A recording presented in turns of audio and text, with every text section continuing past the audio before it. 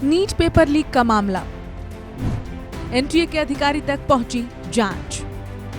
23 लाख छात्रों की मेहनत, लाखों परिवारों के सपने और देश की सबसे बड़ी मेडिकल प्रवेश परीक्षा। लेकिन अब सवाल ये उठ रहे हैं कि क्या नीट जैसी परीक्षा का पेपर उन लोगों ने ही बेच दिया जिन्हें उसकी सुरक्षा की जिम्मेदारी दी गई थी? क्योंकि अब इस मामले में जो खुलासे हो रहे हैं उन्होंने पूरे देश को हिलाकर रख दिया है। सीबीआई की जांच अब सीधे एनटीए से जुड़े अधिकारियों तक पहुंच गई है। आरोप है कि परीक्षा से कई दिन पहले असली सवाल लाखों रुपए लेकर बेचे गए थे, छात्रों को घर बुलाकर रटवाए गए थे और परीक्षा खत्म होते ही सबूत मिटाने के लिए हाथ से लिखे पन्ने तक जलाए गए थे। देश भर में नीट यूजी 2026 पेपर लीक मामले ने ऐसा तूफान खड़ा कर दिया है जिसने छात्रों से लेकर अभिभावकों तक सभी का भरोसा हिला दिया है। जिस परीक्षा को डॉक्टर बनने का सबसे बड़ा रास्ता माना जाता है, उसी परीक्षा की साख अब सवालों में घिर गई है। सीबीआई की जांच में जो बातें सामने आ रही हैं, वो किसी फिल्मी साजिश से कम नहीं लगती।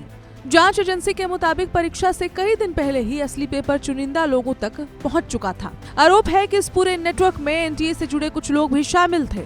सीबीआई ने अदालत में कहा कि गिरफ्तार आरोपियों ने एनटीए के एक अधिकारी के साथ मिलकर गहरी साजिश रची थी। इस मामले में सबसे पहले जिन नामों में जांच एजेंसियों को चौंकाया है, उनमें मनीषा संजय वाघमारे और केमिस्ट्री एक्सपर्ट पीवी कुलकर्णी शामिल हैं।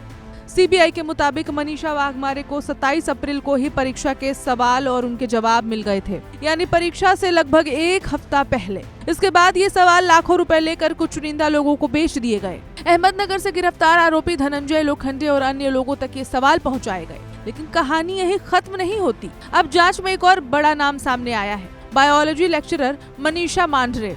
सीबीआई का दावा है कि मनीषा मांढरे एनटीए के उस विशेष कमेटी का हिस्सा थी जो नीट का प्रश्न पत्र तैयार करती हैं, यानी उन्हें बॉटनी और जूलॉजी के सवालों तक सीधी पहुंच थी। आरोप है कि अप्रैल के आखिरी हफ्ते में उन्होंने पुणे स्थित अपने घर पर विशेष क्लास लगाई। इस क्लास में छात्रों से भारी रकम ली गई और फिर उन्हें वही सवाल रटवाए गए जो बाद में 3 मई को असली परीक्षा में पूछे गए। जांच एजेंसियों के मुताबिक छात्रों को सिर्फ गेस्ट पेपर नहीं दिया गया था, बल्कि असली प्रश्न और उनके उत्तर भी समझाए गए थे। इसी तरह केमिस्ट्री एक्सपर्ट पीवी कुलकर्णी पर भी गंभीर आरोप लगे हैं। बताया जा रहा है कि वो कई सालों से नीट पेपर सेट करने वाले पैनल का हिस्सा रहे हैं। सीबीआई के अनुसार उन्होंने भी छात्रों को घर बुलाकर सवाल लिखवाए और जवाब याद करवाए। सबसे चौंकाने वाली बात यह है कि परीक्षा खत्म होने के बाद सबूत मिटाने की कोशिश भी की गई। जांच में सामने आया है कि हाथ से लिखे सवालों वाले पन्ने को नष्ट कर दिया गया ताकि सबूत ना बचे। लेकिन अब सवाल ये उठ रहा है कि आखिर इतनी हाई सिक्योरिटी वाली परीक्षा का पेपर बाहर कैसे आया? क्योंकि एनटीए के नियमों के मुताबिक प्रश्न पत्र तैयार करने की प्रक्रिया बेहद गोपनीय होती है। अलग अलग विषयों के विशेषज्ञों के कई पैनल बनाए जाते हैं। एक पैनल सवाल तैयार करता है, दूसरा जांचता है, तीसरा भाषा और अनुवाद की जांच करता है और फिर अंतिम पैनल उसे फाइनल करता है। इतना ही नहीं, जिस कमरे में प्रश्न पत्र तैयार होता है वहां mobile, laptop, smart watch, bluetooth, pen, कागज कुछ भी ले जाने की अनुमति नहीं होती।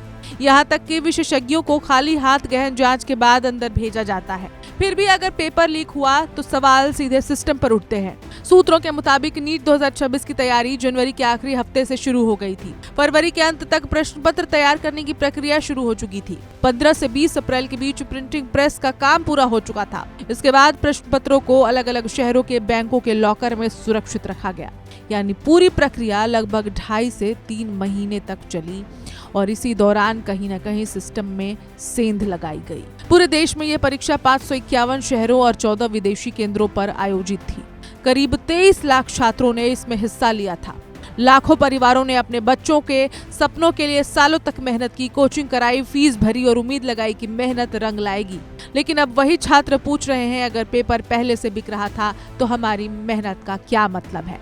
सोशल मीडिया पर छात्रों का गुस्सा साफ दिखाई दे रहा है। कोई कह रहा है कि सिस्टम ने धोखा दिया, तो कोई पूछ रहा है कि आखिर हर साल किसी न किसी परीक्षा में पेपर लीक कैसे हो जाता है, क्यों हो जाता है? सबसे ज्यादा चिंता उन छात्रों को लेकर है जिन्होंने ईमानदारी से तैयारी की, क्योंकि अब उन्हें दोबारा परीक्षा देनी होगी। मानसिक दबाव, तनाव और अनिश्चितता ने लाखों छात्रों को परेशान कर दिया है। इसके साथ ही छात्रों के अभिभावक भी इस गेहूं में घून के समान पिस रहे हैं। इसी विवाद के बाद एनटीए ने परीक्षा रद्द कर दी। मामला सीबीआई को सौंपा गया और अब तेजी से जांच चल रही है। लेकिन इस पूरे मामले ने एक और बड़ा सवाल खड़ा कर दिया है, क्या भारत की सबसे महत्वपूर्ण परीक्षाओं की सुरक्षा व्यवस्था भरोसेमंद रह गई है?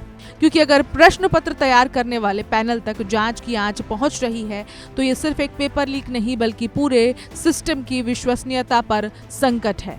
विशेषज्ञों का मानना है कि परीक्षा प्रणाली में बड़े बदलाव की जरूरत है।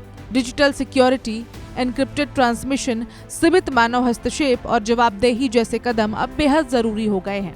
सरकार पहले ही संकेत दे चुकी है कि आने वाले समय में नीट को कंप्यूटर बेस्ड टेस्ट यानी कि सीबीटी मोड में बदला जा सकता है ताकि पेपर लीक जैसी घटनाओं पर रोक लगाई जा सके। लेकिन फिलहाल जो हुआ है उसका जवाब कौन देगा? उसकी आंच किस पर गिरेगी? क्या इससे पहले जो पेपर लीक हुए हैं 2024 में, उससे पहले भी कई पेपर लीक हुए हैं, उन पेपर लीक्स की तरह ये भी आने वाले समय में दबकर रह जाएगा? या सच में वो लोग सामने आ पाएंगे जिन्होंने इस परीक्षा की धज्जियां उड़ा दी और साथ ही सिस्टम का खिलवाड़ बना दिया? इस खबर में इतना ही। अपडेट्स के लिए देखते रहें वन इंडिया हिंदी।